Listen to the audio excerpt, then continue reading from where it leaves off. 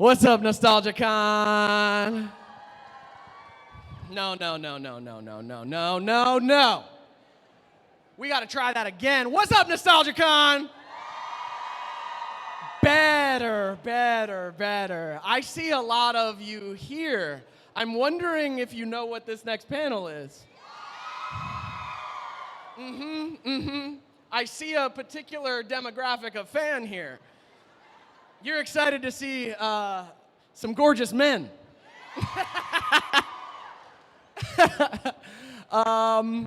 Any One Tree Hill fans in the house? Wow. What a beautiful thing. I'm excited. All right. When they asked me to do this panel, I said, I fangirled too. I said, okay, I will ask these questions. Okay. So let's bring out your boys. All right, everybody. You guys ready? You give it up for James Lafferty and Chad Michael Murray. Come on out, fellas.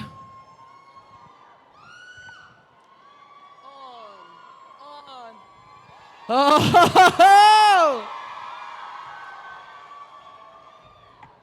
Hey, good to see you guys.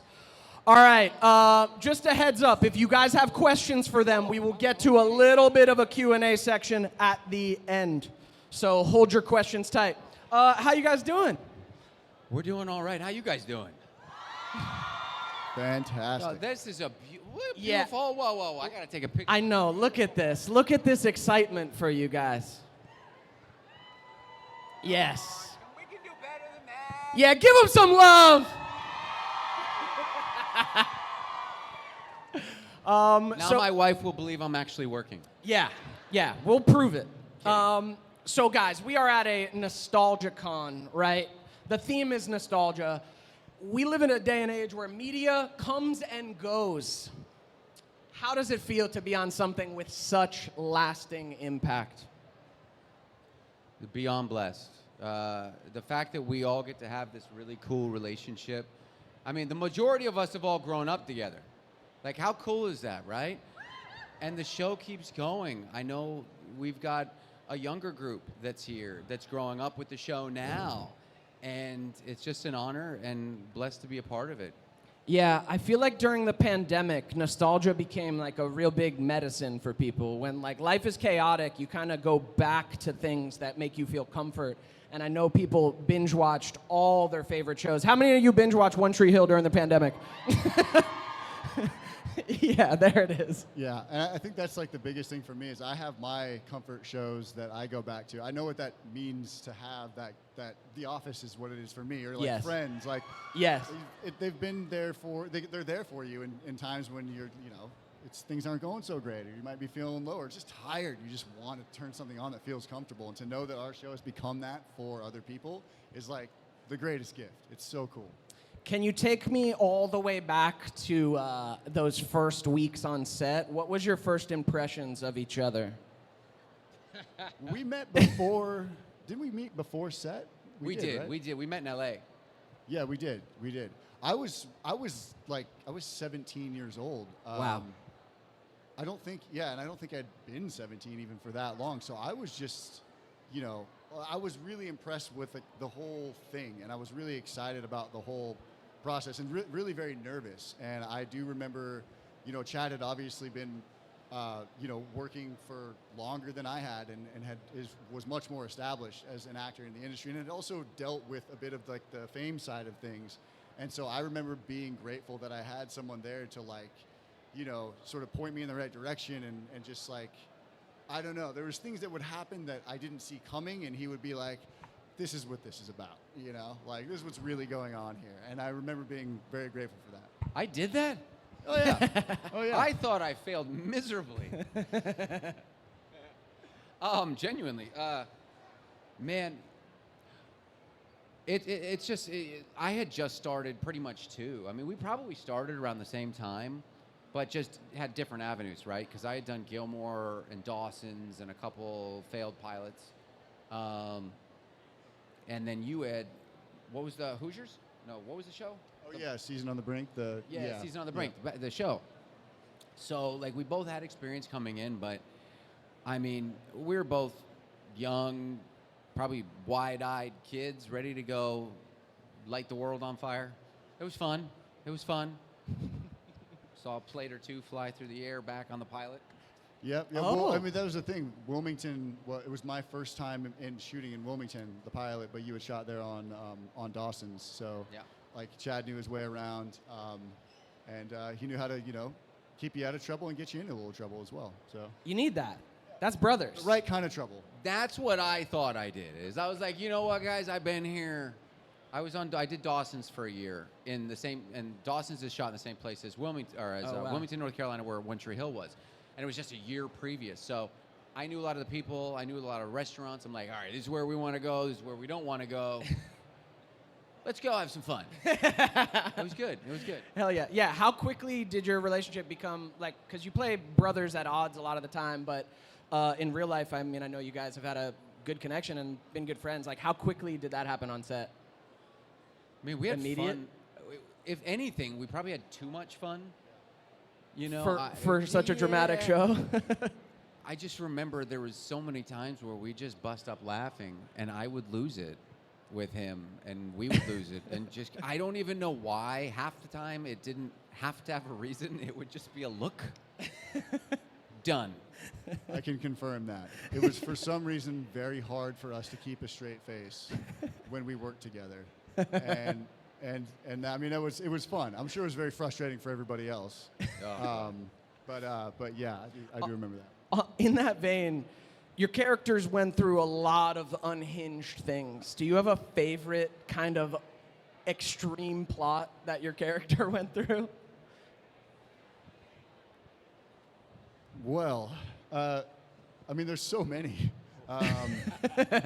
I loved working with Rick Fox. I thought, I'm a Lakers fan. Yeah. And working with Rick Fox, who played Dante. Dante's the name, right?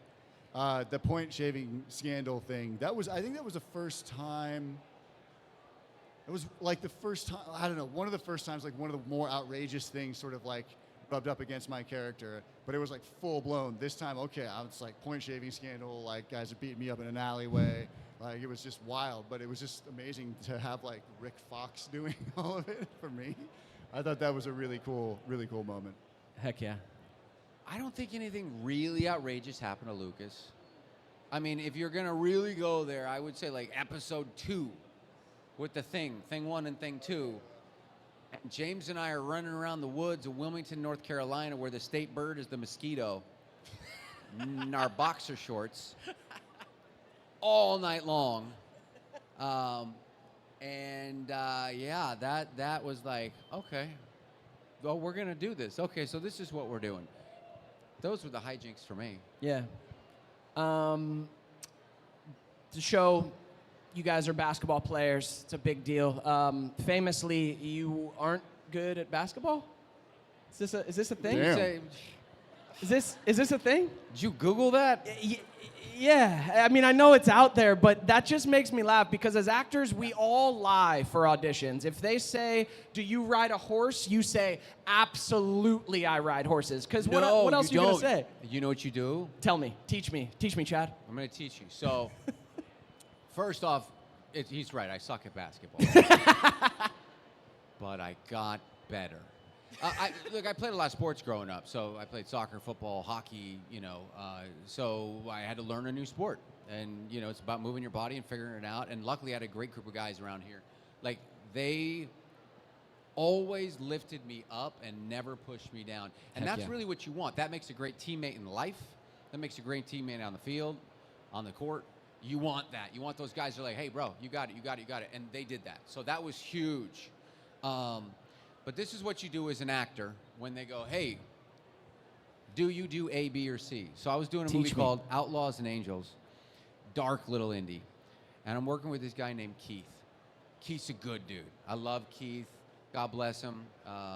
He passed away, but awesome guy. Great memories, great stories. So one day we're out riding horses, as you do. And we're shooting, and it's the first time we've been on horses, and we're supposed to walk through this little gully. But there's giant hills on both sides. So we're coming through the gully, and I've ridden for a long time. And all of a sudden, his horse starts like kind of careening off the track, and up the hill, and he starts leaning back, and he goes, Chad, guys, and he's just going. I turn around, and like he's hanging off the horse, and he's going up the hill. The director comes over. He's like, Keith, what are you doing, man? Thought you knew how to ride a horse. He goes, He goes, in the audition, you said, I know how to ride a horse. He goes, go watch the tape. What did I say? I said, I'm from Kansas. You said, can you ride a horse? I said, I'm from Kansas. I did not, in fact, say, I can ride a horse. So that is what you do. You defer, yeah. You smooth talk it. Is that what you did when they say, are you good at basketball? They never asked the question. They said, Perfect. I said, I play football. Can this be a football show? and then they took me and had me play one-on-one with the producers. And that didn't go well. And they said, all right, well, he's getting a coach. And so I had a coach for like 3 months before we started shooting. From the pilot to when we started shooting season 1, I was with a coach. And we'd be out at the court every day. And I'd jog over to his house because he's like, dude, get in shape, jog over. So wow. It's great. Yeah, it's kind of a good motivation for the show that you get in shape. Yeah. Get good at basketball. It's a lot easier at 21. Definitely. Yeah. Definitely than now. So you guys did almost a decade on the show, 9 years, 6, and then the end. Who were you when you started the show, and who were you when you got off the show? Because like 17, you're a fresh kid, and getting off at the show at 26, 27, you're an adult now. Yeah, I mean, it's a really good question. I think going into the show, I was like a kid coming out of high school, excited to have like this new experience, and I had no idea that it was going to last so long. I was just really excited about what was right in front of me, and it was really exciting to know exactly what was right in front of me at that time. And I think coming out of the show, I felt more excited for like the unknown, because we had the gift of this consistency for 9 years and 9 seasons, and it really was a gift. But to not know what came next was a really exciting thing, and it's just kind of funny. I feel like it's kind of ironic that I didn't have the not knowing until later. When usually I think most people have the not knowing when they're like leaving home. So it was flipped for me in that way, but I think it was great for just the way that I learned about life. Yeah. I have no idea. I don't know how to answer that question. Okay. I think I came in and thought I really believed in this show, and I felt like it was going to be there for a while. The scripts were great. The cast was great. We had lightning in a bottle, it felt. And you just develop. I mean, it was like our college to a certain degree. And it was just a different course. We took different classes and came out of it hoping that we had grown a lot. I learned so much from my time there and feel like I came out a much better person than I went in. And that's really, at the end of the day, like about being the best version of yourself. That's really ultimately what I want to do, is that if I go into something, I want to come out better than I went in. Definitely. And yeah, we're here, all these years later with so many new fans and fans who grew up with the show, and like to see that is huge. I know with my own show, like looking back, the meaning of it changes over time and seeing how deep it gets. So if we could drop you in a nostalgia time machine to your first day back on set in One Tree Hill, what would you say to young James and young Chad about the journey ahead of them?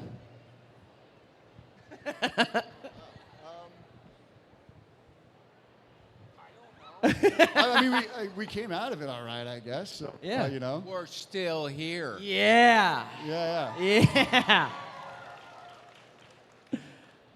Yeah. Honestly, I'll be real with you. I wouldn't change a thing. As crazy as that is, you have ups, you have downs, you have peaks, you have valleys, you have so many things that happen in your life. But I'll tell you one thing. I'm so grateful for my life now. I have so much gratitude for each and every one of you. For you. Even you. We just met, but you're here. He doesn't even know I'm talking to him. My gratitude just went down. Sorry. It's okay. It's Sorry, okay. they're talking to me off. No, I'm kidding. I wouldn't be where I am right now. For every moment, every breath, every heartbeat, every mistake, every win, I wouldn't have my beautiful wife and my beautiful babies, and I wouldn't have the perspective that I have now on life if it wouldn't have been. So, you know, to a certain degree, going back and telling your younger self something can potentially lead to things that we don't want to know about, and it can lead to an outcome that you thought would have been different. You know what I mean? True. Yeah. Maybe I would have told myself to like learn a new language while I was young, because I can't do it now. Smart. Yeah. Yeah, that would have been good. Yeah. All right, I can take only a handful of questions, maybe one, maybe two. Who wants it the most? Oh, they really are telling me I only have. Oh, you're literally on your knees. It has to be you. Tell me your name. Christina. Okay, Christina, what's your question? Okay, how did y'all feel about Keith's death when y'all found out about it? I was pissed off. Crushed. I probably spent the most time working with Craig, right? And I love the dynamic of Keith and Luke. I loved that dynamic, and I always felt like Luke was going to become like a little Keith growing up, you know, and he'd have his jean jacket, and he'd be like the whole thing. So that was hard, and it was a real interesting perspective from an entertainment standpoint that you're disposable to a certain degree. No matter how beloved your character is, we'll jam a knife right in your back. I'm kidding. Damn. No, I was obviously sad. I love Craig Sheffer. We had a great time, and yeah, but it ended up making a great storyline that everybody has hung on for so long, and then they spent 6 years trying to give Dan redemption for that one thing. And I remember when they did that, the writers told me, given enough time, you can redeem any character in television from anything. Watch this. And I'll bet it's 50-50 on who forgave Dan She Scott said at lies. the end. She's in the 50% no. But there's a lot of people that forgave him. Yeah, it made for a good story. And I remember feeling the same way. I was shocked, and I could not understand why it needed to happen. Yeah, I mean, I think that's kind of the way everybody felt, you know, but yeah, I guess, you know, it did inform a lot of story going forward. You know, it elicited some very strong feelings from the fandom, and I think that's kind of what you're going for at the end of the day, right? All right, we're going to take one final question. What's your name? Eliza. And what's your question? My question is, out of all the relationships in One Tree Hill, which one was your favorite? Skills Deb. I was going to say Skills and the Turtle, but golly, you know what's crazy? That's what made the show great, and that's why every single one of us is sitting here right now, is because each one of us can look up on that screen and go, I identify with that character or that scenario or that situation or that relationship. And so whether you were like a Close Over Bros, you were a Leighton, you were a Brucus, you were a Naley, there you go. Big Naley fans. Big Naley fans. No, Naley runs deep. Don't mess That's with Naley. deep. Like I loved all my scenes with James. We had a freaking riot shooting. You know, I'll never forget us sitting in the car. Nucus. Yeah. Nucus? Yes. Nucus, dude, yes. Singing Holiday in that car for countless hours shooting that Holiday scene. I'll never forget that. All of our nights on the river court, I'll never forget that.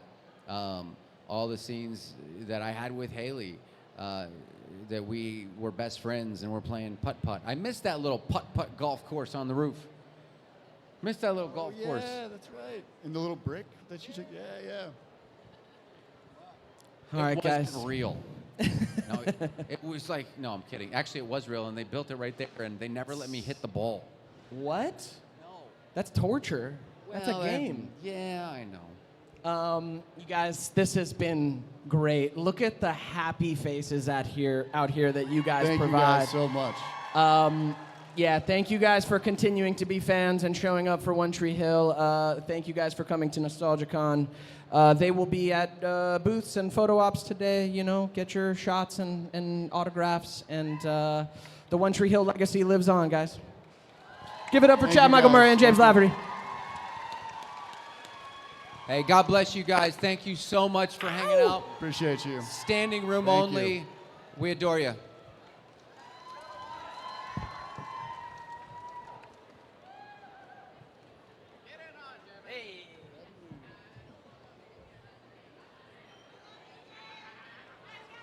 Thanks, guys. Thanks, guys.